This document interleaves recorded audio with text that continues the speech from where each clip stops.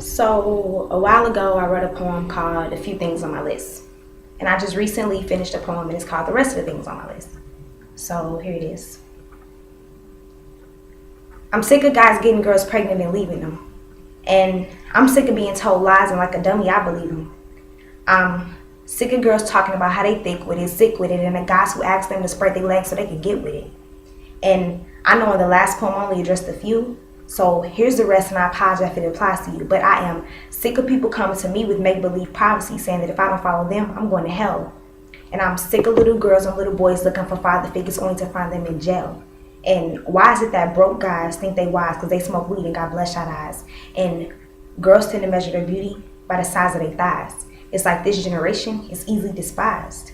I'm sick of being true to people only for them to dog me out in the end. And I'm sick of looking for people to turn to and not being able to turn to my so-called friend. I am sick of girls claiming they independent and that they don't need a man. But without a guy in their presence, it's like they can't even stand.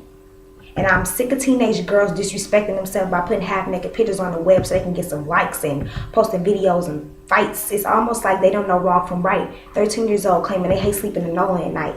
Girl, you just don't know how to properly read and write. Stop being blind, open your eyes to see the light. I am sick of people being so petty and people who jump into relationships when they're not even ready. I am sick of people telling me that we are a thing of the past, when really, I just want you to be my first and my last. So I done sat here and told y'all everything that I'm sick and tired of. But the funny thing is that when I look up, it's all I see. And it's been said that your environment reflects you. So could it be that the same things I'm sick and tired of are a part of me?